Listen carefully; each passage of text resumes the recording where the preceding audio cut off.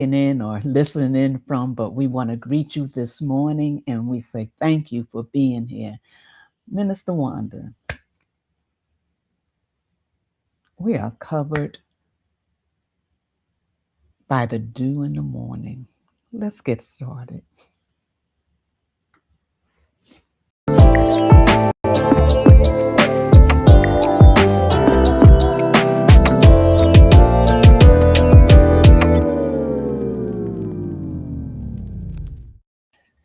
So, Miss Dana, greetings, shalom. We're happy to see you and anyone else. Hey, Ash, for being here this morning.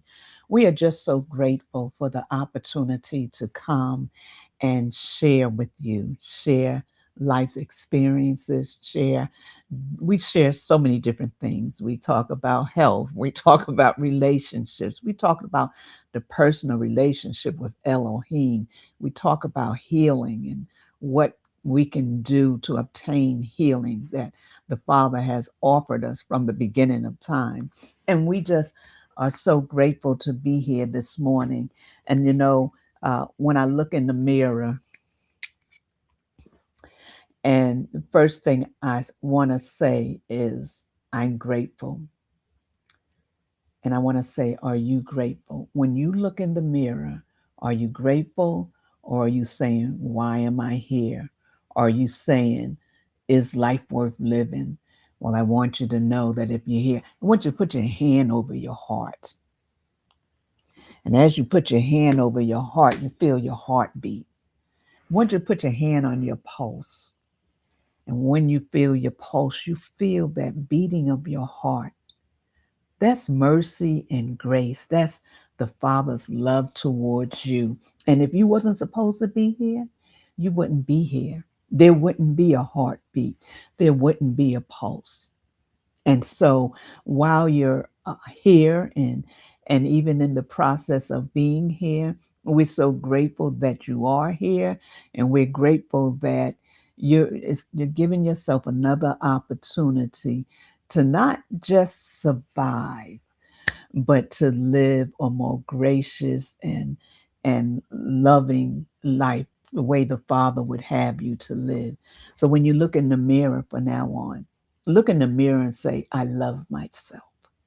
Look in the mirror and begin to recondition what you think and hear, that the chatter in your ear just came to mind when Peter was out on the water and all the chatter, the winds blowing, and all this he heard, and it made him lose focus on where he was going and what he was doing. That's what that chatter does. It makes us lose focus, and it makes us say, is life worth living? It makes us say, why am I here? Somebody would be better off if I wasn't here. But I want you to know today that you're here because you have a purpose that is lining up with your destiny, and you cannot afford to abort it.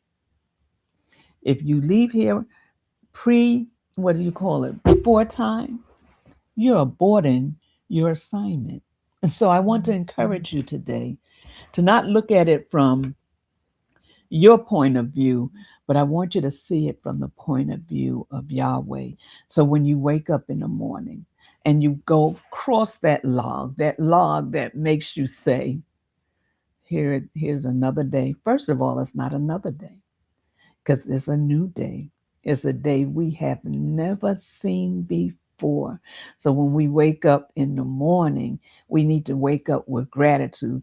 And I'm going to play this video. Might have to play it twice. I want to say hello to both the Lindas as they have entered the room. Thank you so much for being here, Lady Lindas. And so let me play this video, uh, Minister Wanda.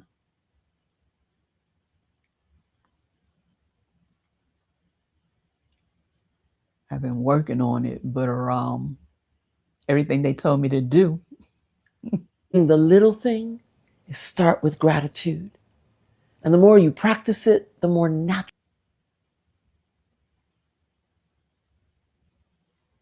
it becomes. And here's the kicker.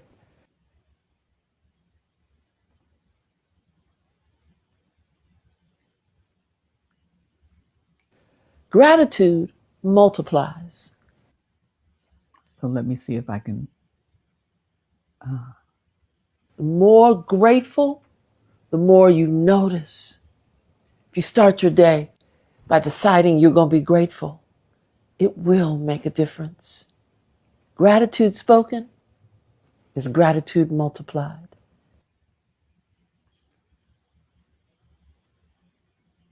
That's the little thing today. Just being grateful. In the morning, the little thing is start with gratitude. And the more you practice it, the more So, natural it becomes. And here's the kicker.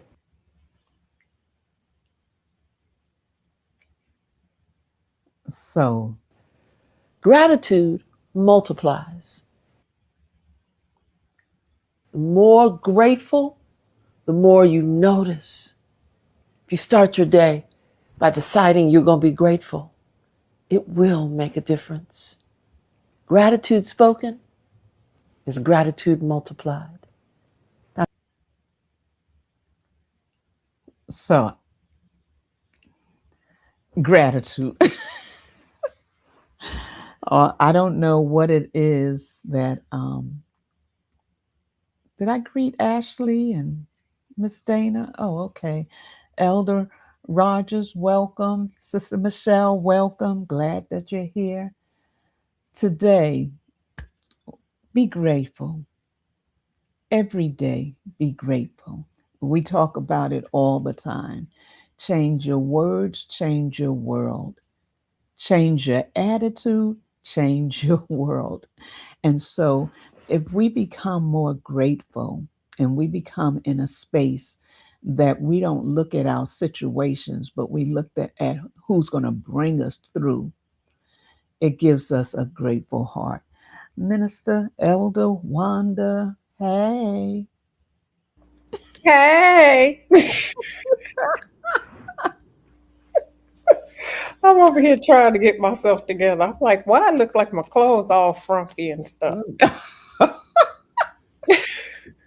I love what she said.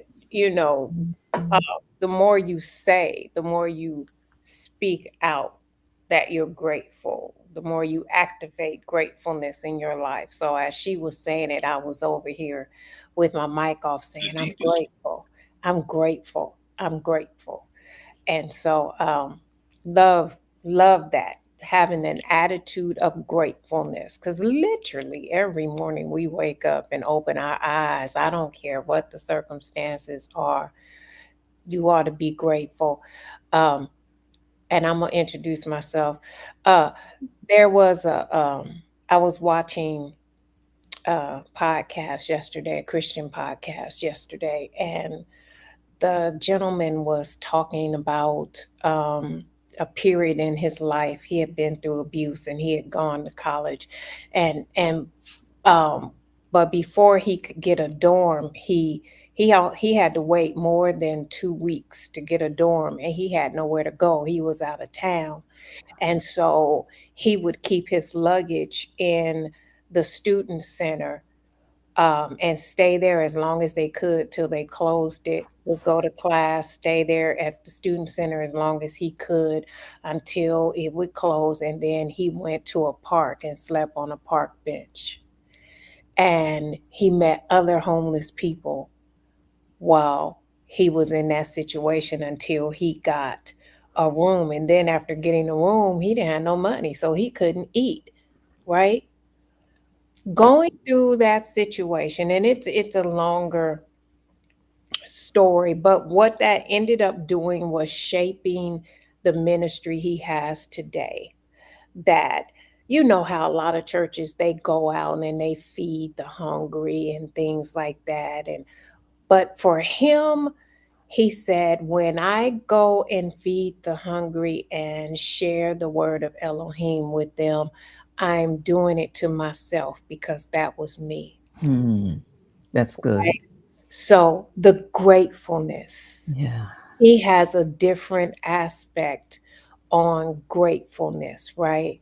And even when he goes to feed the hungry and give them a sandwich, it's different for him because he's doing it. That's him that didn't have anywhere to sleep. That's him that didn't have anything to eat. He said one man was out there because his wife and daughter were killed, and it was so traumatic on him. He began to drink to numb the pain, and the drinking caused him to lose his job, and losing his job, then he lost his house, and then that's where he was. He says, so you never know what people are going through. Be grateful. My name is Wanda L. Floyd. I'm all things hair and all things the word. Prophet Leslie. I'm grateful.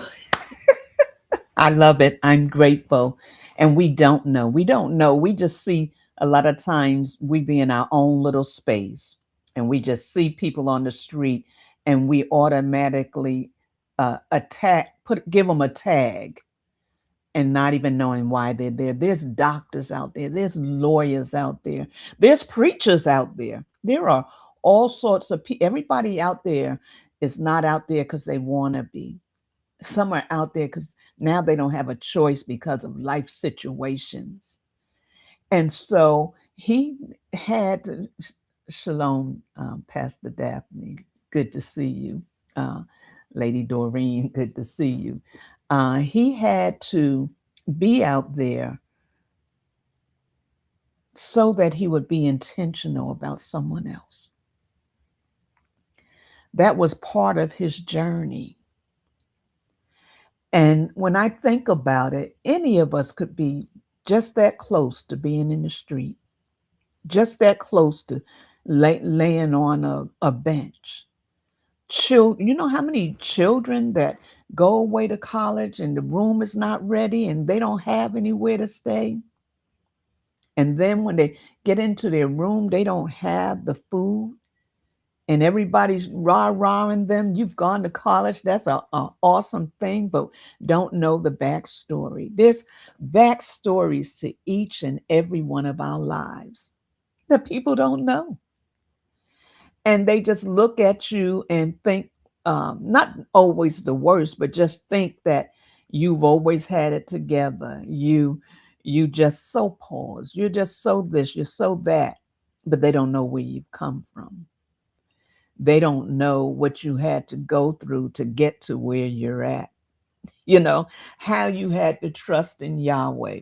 I remember many a times I would say, I trust you. I don't know how it's going to work out, but I trust you. When my children was young and little, all I could do was depend on him. And he would always make a way, but I didn't know how that way was going to be made. And but at the same time, it was developing me. It was causing me to be in a space where I was learning even more and more how to trust in him.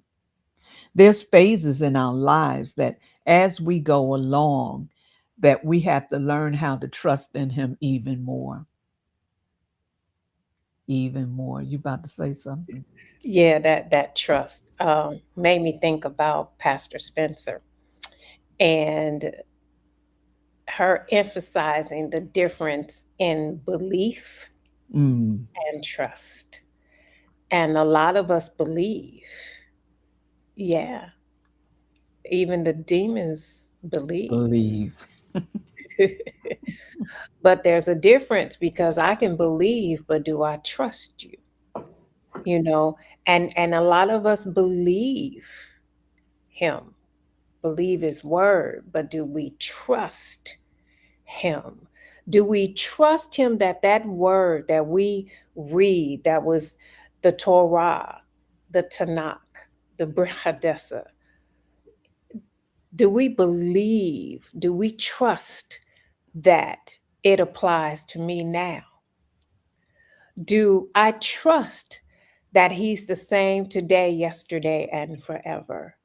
Do I trust? I read yesterday in Matthew where Yeshua came to the fig tree, and the Read it. fig Oh, yeah. tree, yeah, because it's our reading, came to the fig tree, and the fig tree was not bearing fruit. So you're worthless. to me. If I come to you, I'm hungry, you're a fig tree, and I created you. That's the beautiful thing about that story that I hope all of us see. That here we are, the word comes upon this fig tree that I spoke into existence. And when I spoke it into existence, you should be bearing fruit.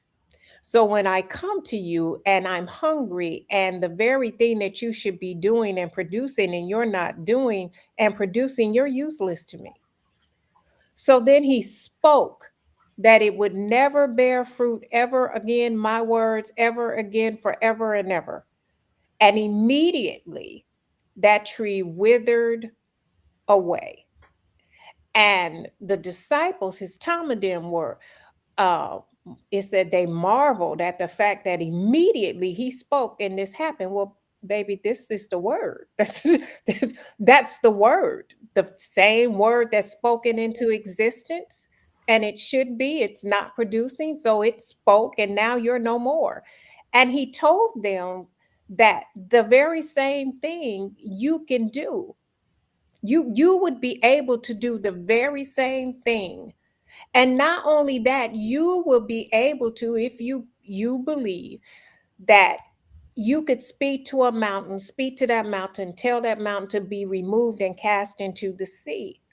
And then he told you that whatsoever you pray for when you ask, you know, believe it and you will receive it, right? Uh, Paraphrasing, but it's there. Yeah. But there's a difference in believing what he said and trusting what he said applies to me as well. Because the moment I read it, man, I put that word down and I went to praying because that's what you said. So, because the word said it, I'm banking on it. So I put that word down and I started reading it, and I'm going to find it so I won't be paraphrasing. Somebody said, that ain't what that said. Honey, I'm sure they say that about me all the time. But the point is, it's a difference in believing what he It said is. and trusting what Yes. he said. Because when I trust it, I'm gonna put some action behind it. I can believe that this glass can hold water, but if I trust that it holds water, then I'm gonna pour some water in it. So I believe what his word says, but do I trust that that word applies to me? Do I trust that when I do what he says, it's going to work? So my a friend of mine used to say, well, I'm crazy enough to believe it and do it. So I immediately stopped and went to praying. I had a good time this Sabbath yesterday. I'm glad you did. I hope everybody else did too. That's just a little bit out of my Yeah, set. yeah, yeah, But yeah. there is definitely a difference in believing and trust. Yes, there Mm. is. And when we trust, we stand. When we believe, we speak and we say, I believe it. But do you really, when the times get, when the fire gets hot, and when it looks like he's not doing anything or is not moving, are you going to trust? Are you going to go from believing to trusting and standing on his word, having done all the standing on his word and waiting for him? That's the hard part. Yes. Waiting for the shift, waiting for the manifestation of what he's going to do. And a lot of times when we just stay in the place of belief and never stand on the word and trust him, take him at the word, believe that his word is true. Now that's the belief, is to believe that his word is true. And if his word is true, we're going to lean and depend on it. So Mm. there's a leaning and depending part that has to also find a space in there. And I want to greet Brother Ben and Apostle Walker. Thank you so much for being here. So yeah, so we do have to, when times get rough, when times get to getting, we've got to still stand. And Yeah. why we mess up is that we think he's not going to move, and then we want to get in and we want to begin to fix it. And so then he's got taking his hands off of it because now you're depending on yourself. You're depending on what you believe. You believe that he's not going to work it out. Look, people talk about that song, but I promise you, I still sometimes stand on that word. What's that song? And I'm going to say it like it is: Jesus will work it out. Baby need a pair of shoes, waiting for the next paycheck. I promise you, we've got to trust him like that. When we believe, we speak.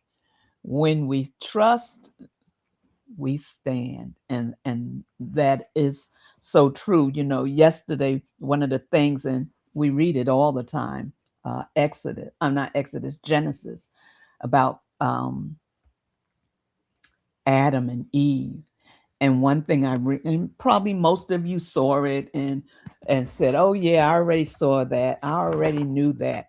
But when I read it yesterday, and it stuck out to me differently because you're talking about speaking and believing, trusting, but this it might be a little different. I don't know. But when I was reading it, and he was reprimanding them, Mhm. he said, I'm saying that wrong, aren't I? Re- Reprimanding, reprimanding. reprimanded.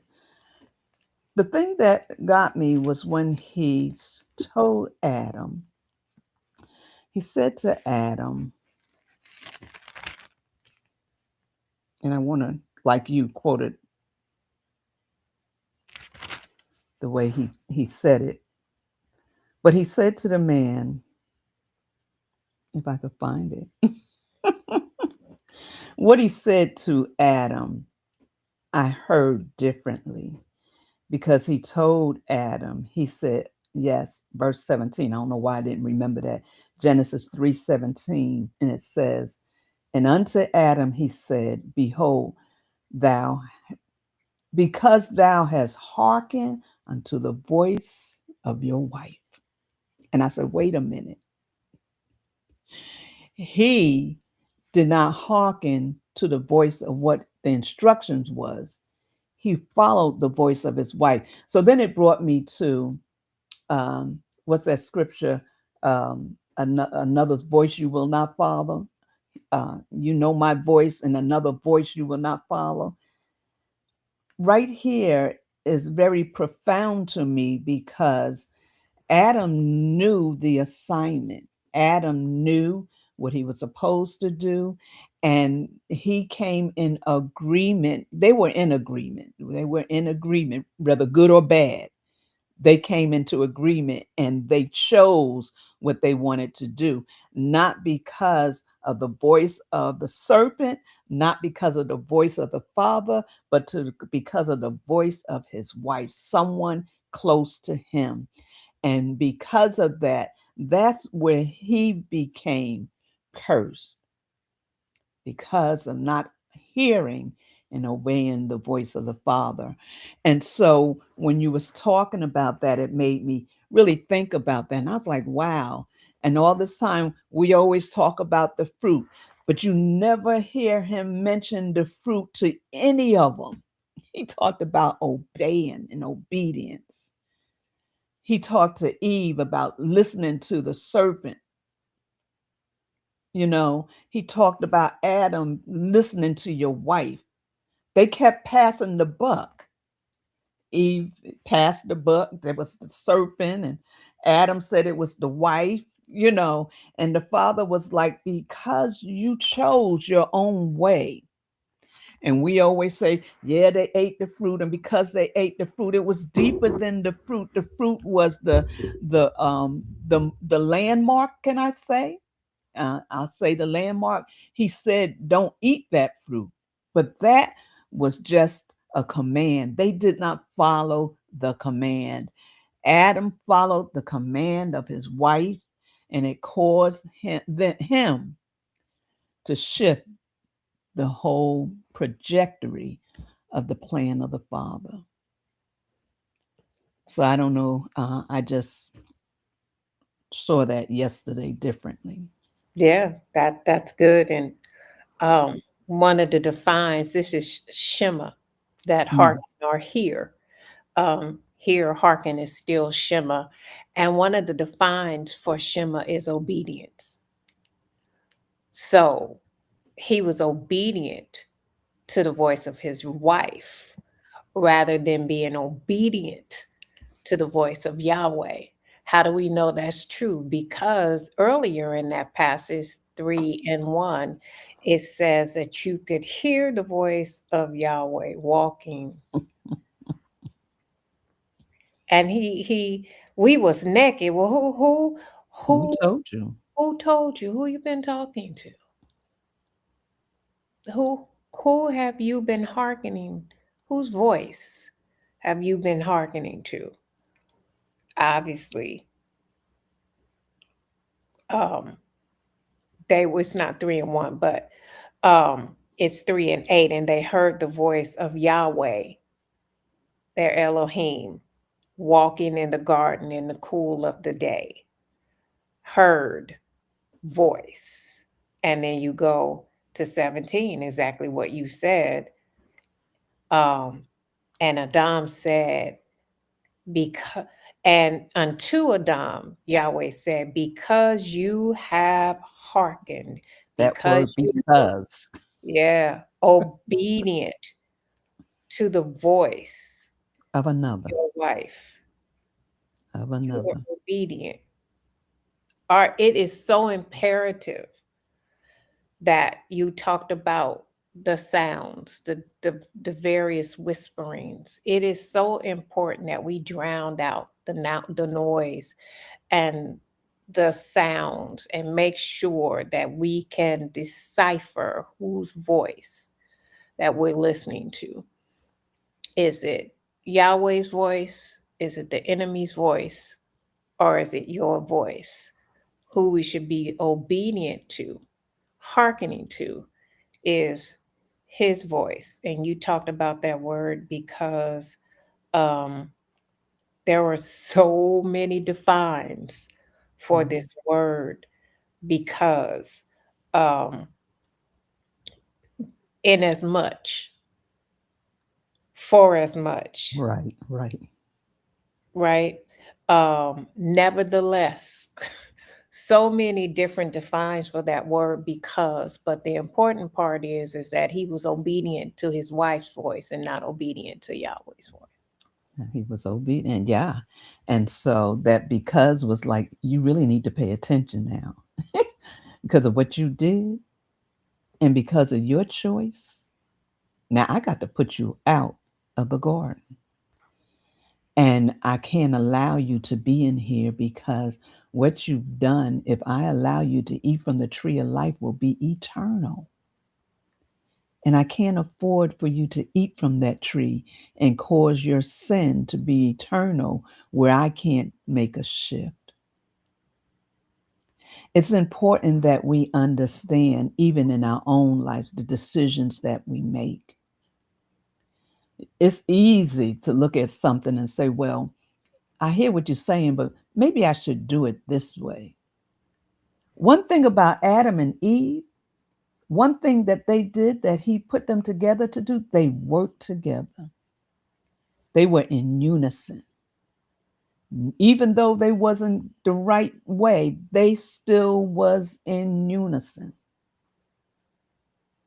And so when I look at that and I think about, wow, how they worked together because he did what she told him to do. I don't even know if she told him or just gave him the apple. I don't know. A fruit. Well, I'm sorry. Oh my God.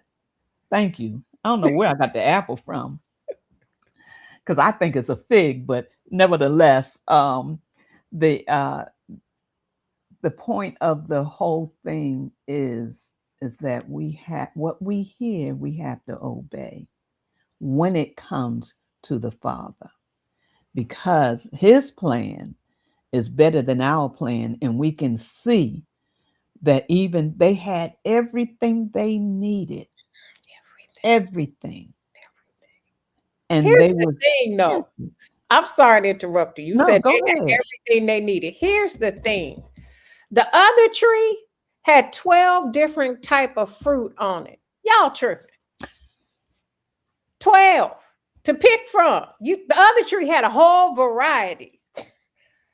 The tree of life. You can read about it in Revelations. 12 different type of fruit. This tree had one, and you're not supposed to eat it. And so all he did was start up a conversation that suddenly picked your curiosity. That's why they say curiosity killed the cat. But for real, it just hurt that curiosity, and she pulled him right along with it. He had the assignment to obey the voice of Yahweh. Yeah. And like you said, he went along with his wife. That's why They were in unison. in as much One shall become two right, shall become one. there's the consequences. In as much that you obey the voice of your wife, this is what's going to happen. Even today, it might sound really good. It might look really good, but are we going to obey the voice of Yahweh? So she, she was intrigued. She had to be. She was intrigued by what he said. And so, and this is not our conversation, but she was intrigued. And so she began to see things the way he was presenting them. The way he was presenting them. So when they did, what did that happen? The lust of the eye, the lust of the flesh, and the pride of life entered in because of their disobedience. And so now today, well, anyway, yeah, I'm sorry. That was good. I'm trying to look. We have to be careful. Very. And I think that that was a lesson for all of us, that we need to be in a place that we don't follow the voice of another. We're all going to face it. We are no different. That is one thing I believe that we see each Sabbath, that we are really no different. Yeah. Really no different. Although we might sit on this side of the book and now she know she wasn't supposed.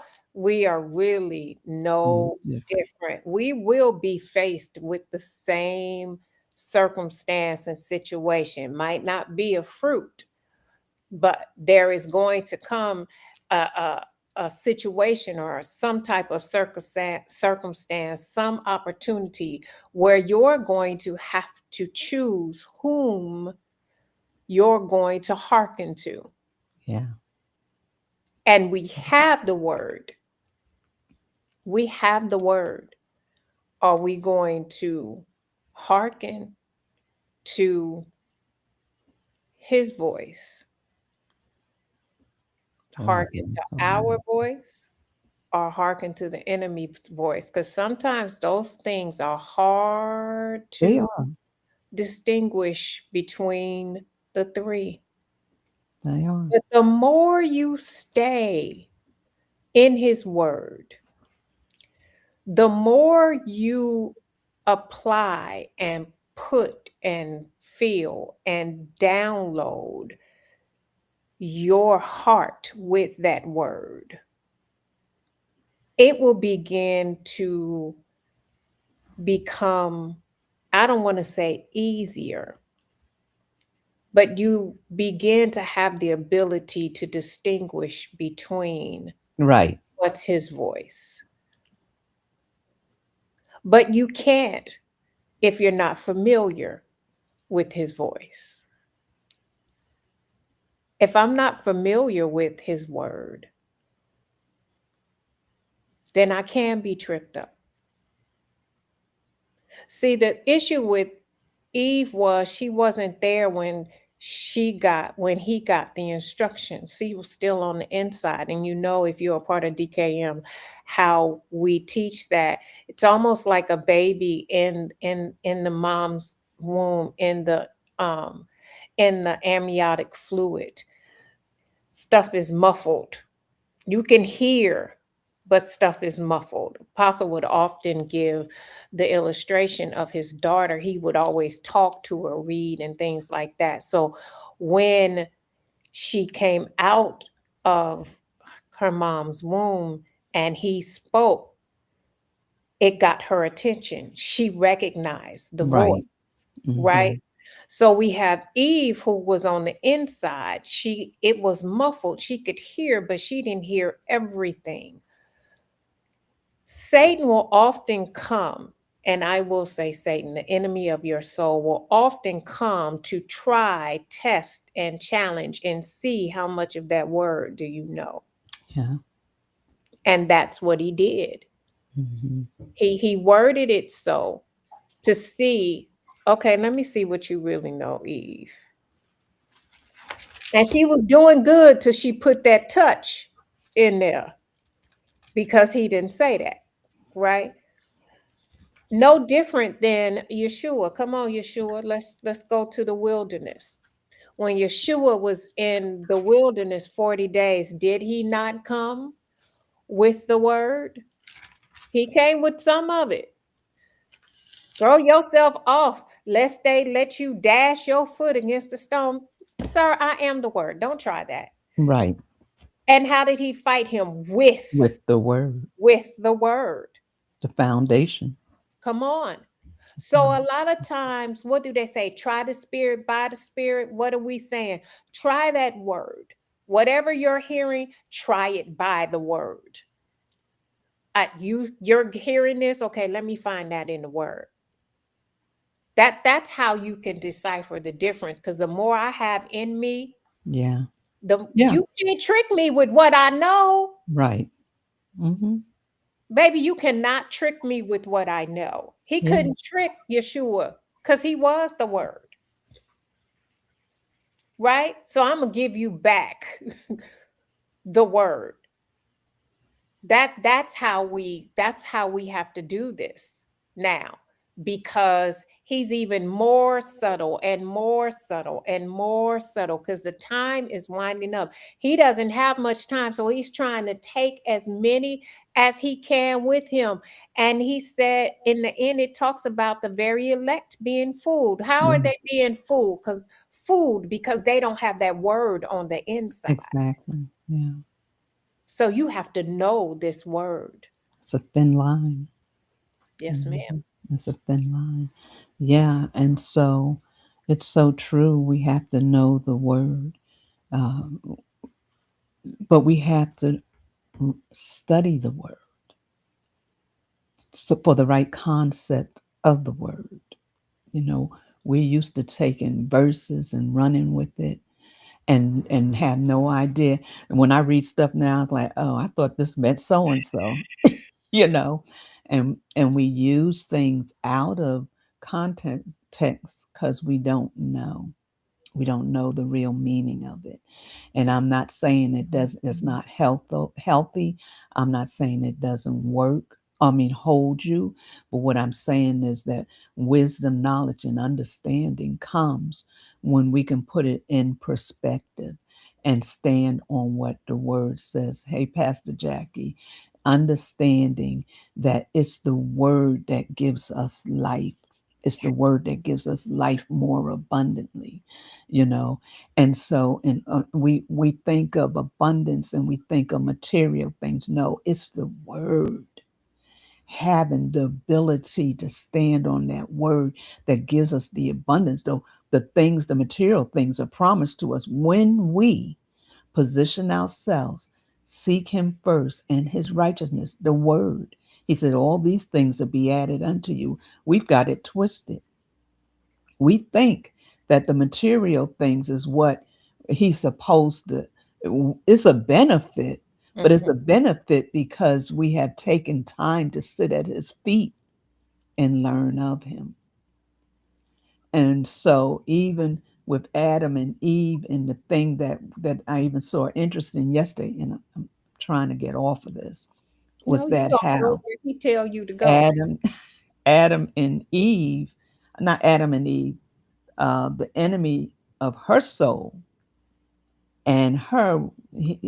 That's why he said, "I'm putting enmity between you two." They came into agreement. They were her and the enemy was in agreement. She saw the way he saw.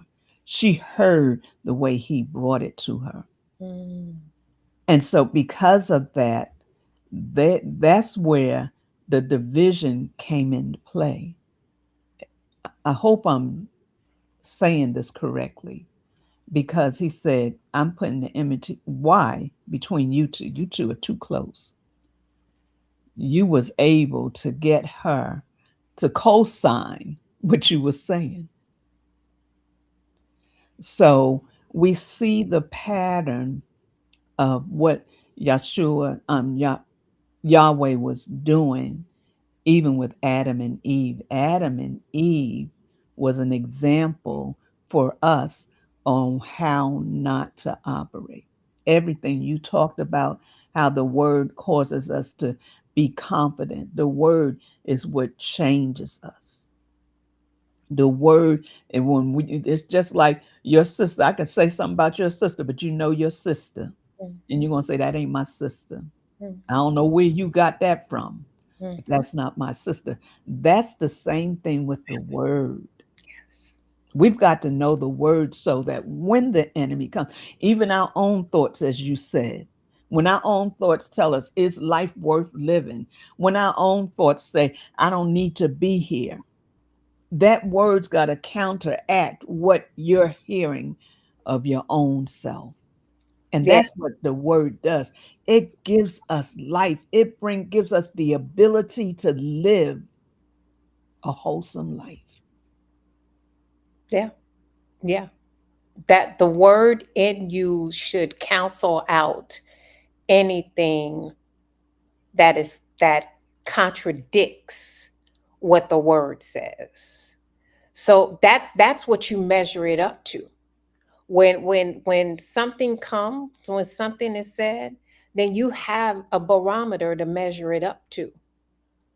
So when something negative comes, like you said, when When it someone comes, says, and it will, well, it is life comes worth living? Or I'm not necessary, I'm not needed. Okay, well, that sounds contrary to what the word says. to what the word says. That contradicts what the word says. The word says that I'm created in his image and his likeness. The word says that I shall be holy, for Yahweh my Elohim is holy. And if I'm made in his image and his likeness, I am like my father. Yahweh is my father. When we have our children, some of our children are the spitting image of us, And you know it's only Elohim. right? And some of our children have our good traits, and some of our children have our bad traits. And when we see them bad traits, see, that's just like your daddy. He would do that, or that's just like your mama. She would do that. When it's some good, yeah, you smart, just like your mama. You got that just like your dad. That, yeah, baby, that's just like your daddy. Well, the wonderful thing about Elohim, everything about him is good. Everything. And so we get those good characteristics from him. And so when things start to rise up that are not like him, then wait a minute. What's happening here? Now, while there still is balance in the world because we're born in sin and shaping in iniquity, I put more word in me to flush out the iniquity. The more word I put in me flushes out Yeah. what's not like him. What did David say? Create in me a clean heart and renew the right spirit in me. How can I do that? I can only do that by the washing of the word, that dew of the morning that you were Mhm. talking about. The spirit of the washing of the word, the blood cleanses me, but then the washing of the word washes all of that away, right? And so I continue to put his word on the inside of me. So I have something to fight the enemy with. I know we don't have to fight. Yahweh fights for us, but then you still need Gotta some be covered. ammunition. Yeah, you need some ammunition now Yeah, you gotta be because covered. you have what you say. So you have to be able to speak to ward him off. Yeshua had to speak the word. And what Mhm. does it say? That the enemy left him for A season. Mhm. baby, but some of us don't know the word. That's why he always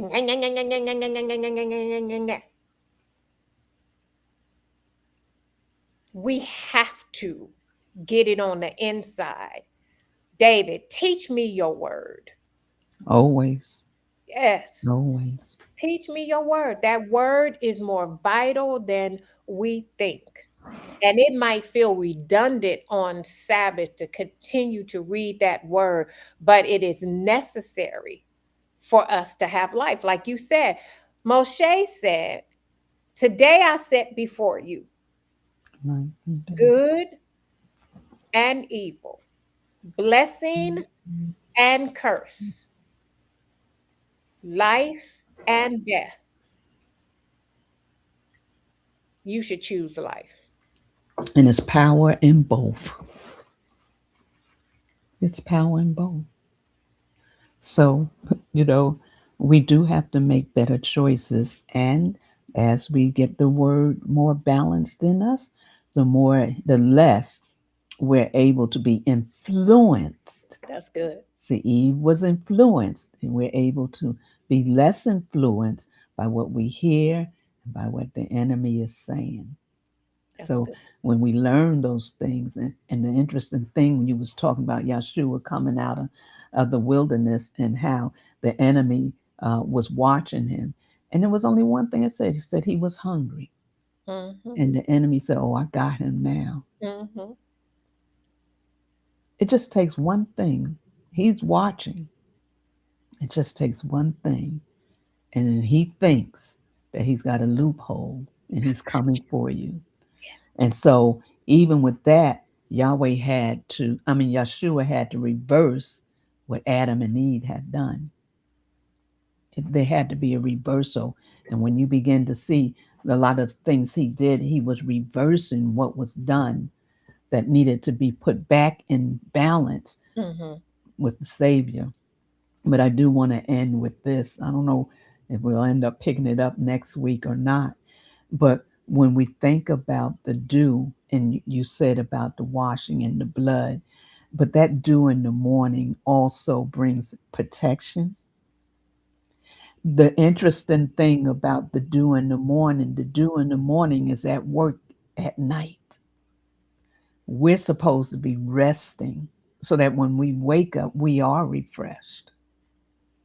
And so just like he said, his mercies are new every morning. Great is his faithfulness. But even in that, our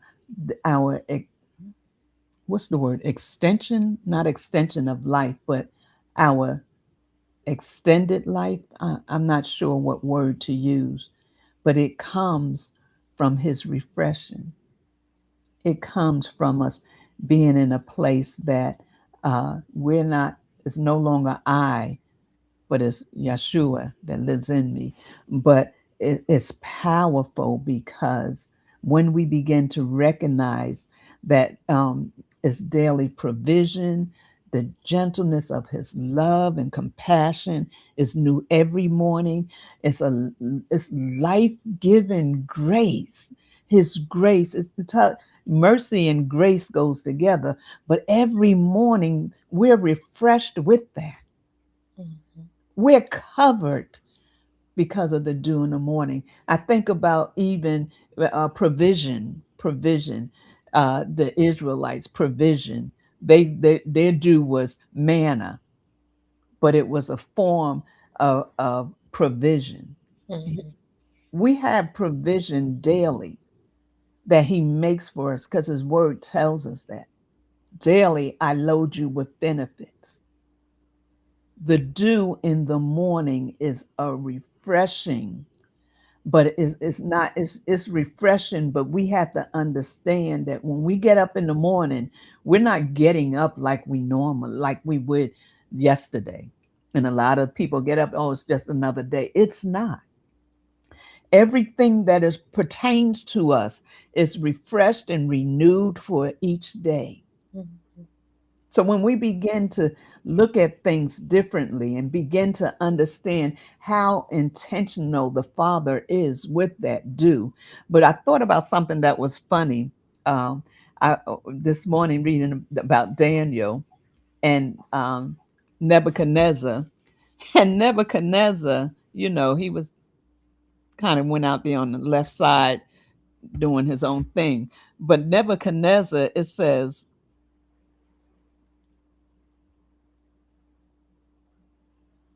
I don't know if I have the right verse. Let me see. It talks about him, and it says that the man that the dew fell upon him. And when the dew fell upon him, he began to look like an eagle. Now, what I thought about was that I gotta find it. I thought it was 34, verse 4:34. Is it 3? Anyway, what I thought about was that even in the working of that, something was still producing. That dew produces, whether it's good or bad. And I thought it was 4:34, um, and it talks about him. Nebuchadnezzar lifted up his eyes unto heaven, and mind understanding return unto me, and I bless the Most High. Yeah, no, that's not the right one. It's before that.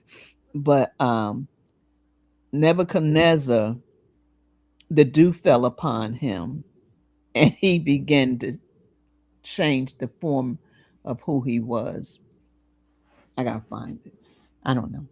But even in that, when you think about that and you think about how when you think about do is more than a can I say a notion. Do is, you see do after when just when fall is about to begin, and you see dew and you go out and you got to cover out your plants because you don't want the dew to get on your plants. But there's in that dew comes forth, like you said, the water comes forth, uh, a nutrition that causes you to live and survive. I gotta find it now. Um, Daniel 4 and 25, is it 25? that talks about dew. What's it say? 25, that they shall drive thee from men, and thy dwelling shall be with the beasts of the fields, and they shall make thee to eat grass as oxen, and they shall wet thee with the dew of heaven. 7 times shall pass over thee, till thou know that the Most High ruleth in the kingdom of men, and giveth it to whomsoever he will. No, this one talks about um, Nebuchadnezzar. Nebuchadnezzar and the dew. What is this? Is this right? He was driven from among men and ate grass and oxen. Is that what you just read? Yeah. Uh, his body was wet with dew from heaven till his hair grew as long as an eagle's feathers, and nails were like birds' claws. That's 12 and 33. Oh. And so when I saw that, I thought that that was interesting how the dew fell upon him. And there was still increase that came, not saying it was the right kind of increase, because you see he changes after that because he realized the who Yahweh really was. But in that instance, for it to do from heaven brings a manifestation to earth. And so every morning, new mercies I see. Why? Because dew from heaven has fallen. Mhm. And so each day we are in a place that, and you talked about it, how the rain and how it's just so much to it, and I'm trying to rush, and I don't need to rush. So maybe we'll come back to it. But the dew is the blessing, it's the favor of the Lord, it's the favor of, can I say, our agriculture, it's a favor over our lives. And that when He, every morning, He allows us to benefit from the dew over Mhm. that's covering our lives. Mhm. The Israelites benefited from the dew Yeah. that was over their life. They had um, manna by morning and fish. I'm saying fish. It was what was it? Fowl by night. He provided for them. He protected them. He kept them as long as they sought His face. Those promises are to us, and they are yea and amen when we position ourselves in Him, when we make a decision and make it that to a place that it's no longer I, Mhm. but it's Him that lives within me, that causes me to say, just like you was talking about belief and trust, causes you to say in that space that I'm trusting you, that even when I'm going through, that is already a way made. Do you know when we wake up in the morning, He already knows what we're going to go through, and the way is already made if we trust Him through the process and allow Him to do what He wants to do. Mhm. But most times we get all ruffled out of sort, and we don't know what to do, when in actuality He already did what needed to be done. And so when we stand on His word and remember who He is, Genesis 27 and 28, is that what that? Yes, she has it down there. And it says, therefore, give thee of the dew of heaven and the fat of the earth and plenty of corn and wine. Everything that was needed was provided. Mhm. And so we probably have to really get into the talk about it next week again, because when we talk about the night and how He's preparing us during the night and how the things for the dew, the heaven and earth is coming together to produce the, the dew, and Yeah. how it cultivates or fertilizes our lives. The word, we can say the word cultivates and fertilizes our lives. And so, if we can reposition our thought pattern and begin to see how He's already made a way, Yeah. begin to see how each day we don't know how, sometimes we don't know how we're going to make it or how things is going to turn out. But He has already positioned Himself in our lives that when we wake up in the morning, everything for that day is already done. Yes. He loves us just that much, that He covers us with the dew in the morning. If we ever really get an understanding of what that looks like, I think that we can say that'll help us even stand stronger in His word, like you talked about. Yeah. Yeah. We had dew before we had rain. That's right. And the And word talks about that. yeah, Genesis talks about that, that we had dew before we had rain. And if you notice, sometimes we don't appreciate the dew. The dew is very light. It's very light. Doesn't look like it's really doing anything, but there is still some weightiness to the dew, because whatever the dew covers, it is saturated. It's saturated. Hmm. And so you think about it. That's why he was like, "Man, we got to get a man in here. We got to put a human in here." Cause he's and they talked about it, said the dew came up from the ground, and so everything was growing, everything was producing. In so many words, I guess I could use the word producing, but it was doing what he created it to do. And he's like, I need somebody now to help maintain this Hmm.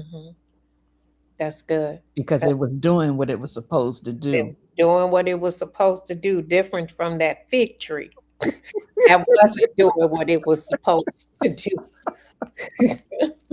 I'll tell you, we better do what we were produced to do. Yeah. We need to do what we were produced to do. Yeah. And the other thing about the dew is, you talked about protection. The dew would come to protect. The dew would come over the ground for Israel. The dew would come, and then the manna would come. And the So man. it protected. Pastor Yeah. Yolanda helped me to see and understand and realize and remember that the dew came to protect Sure the did. manna. Yeah. So Before it another, even fell, it had yeah, a covering. it had a covering, had a protection. So Yeah. if Yahweh says the same, we'll go there next week so you can see, which we were going to talk about the rain. It talks about the rain, um, the purpose of what the rain does when it comes to the word, and um, what the dew does according Mhm. to the word. But I love that it Yeah. even protected the whatness Yeah. of Elohim, He's right? so intentional. Yes, He's yeah. so intentional. And it's true, he did. And when you look at it, because that's it's the word says, it says the dew fell and then the manna. You got a protection even over our life. Mm. We have a protection before the manifestation even comes. So I'm done for this morning. You have anything else? No, just the story about the fig tree and the prayer is in Matthew 21, verses 19 through 22. Okay. And all things whatsoever you ask in prayer, believing you shall receive. So you got to go from belief to trusting We do. you shall receive. Mhm. And that's good because we'll say in a minute, but Lord, I believe. Well, the man, he says, I believe, but help my unbelief. That's right. What is he saying? Help me to trust what you're saying. I believe, but help my unbelief. Help me to trust what you're saying. So we have to go from belief to trust. Mhm. And those very things that he says here, I love this so much. Um, um, and when the disciples saw it, they marveled, saying, how soon is the Scratching the fig tree head. withered away? Like that happened real immediately, right? And Yeshua answered and said, verily I say to you, if you have faith, if you have the word and do not doubt, you shall. That means emphatically. That shall means emphatically, That's good. right? You shall not only do this, which is done to the fig tree, but also if you shall say to this mountain, be thou removed and cast into the sea, it shall emphatically, it will be done. And all things whatsoever you shall ask in prayer, believing, you shall receive. I get excited every time I see shall. It's a command. It's emphatically going to happen. It's not a happenstance. It's not maybe it'll happen. When I see Yahweh say shall, when I see Adonai say shall, I get a oomph in my inner man. I'm like, yeah, yeah, yeah. It's emphatically Yeah. going to Good. happen. Mhm. So that's how you go from trust, from belief to trust. When you see that shall, that should shift your belief to trust. I'm done. If any man believe, what is that? If any man be in Yeshua, and believe in his heart, that's a trust. Thou shalt be saved. Emphatically. I love that word. Believe in Adonai. Believe in the word. Believe in the word. Listen, I can't even say anything. I do want you to know that, as we say all the time, that a world without you is like a world without color. And if you believe and trust, you shall eat the fruit of the land. You shall have whatever you ask if you believe. Yes, emphatically. Amen. I love that. So go about your day and emphatically believe that He's going to bring you through. He loves you so much. We love you, but we can never love you like Yahweh loves you. And with the open arms, He's waiting to love on you. Give Him the opportunity to love on you. Give Him the opportunity for you to experience something different in your life. I like that, Daphne. So, and that is one of the things I had about divine blessings and prosperity, spiritual refreshment, provision, and resurrection. And yeah, that's one of the things.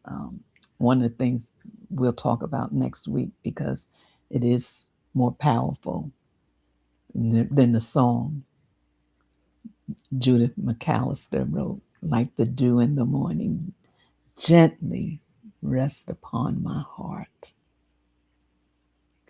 It's a heart work, the manifestation of the choices we make with our heart. Either we have the promises or we don't. Either we believe that He's going to do what He said He's going to do, and take Him at His word and trust Him, or we're not. So listen, until next week, have an amazing week. Be blessed. And remember, as Minister Elder Wanda says, emphatically, shall it be done.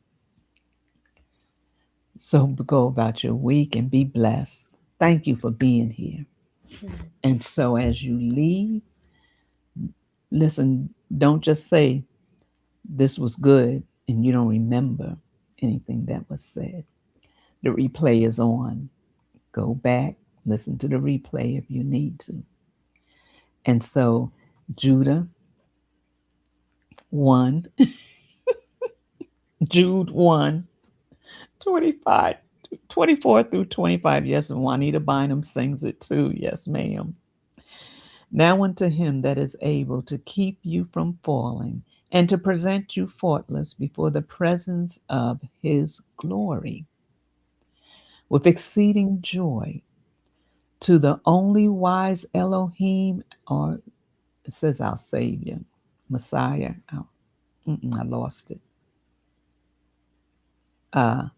Be glory and majesty, dominion and power, both now and forever. Amen. Amen, amen, amen. Have an amazing day, and remember, let your color shine brightly. Till we meet again. God bless. Shalom.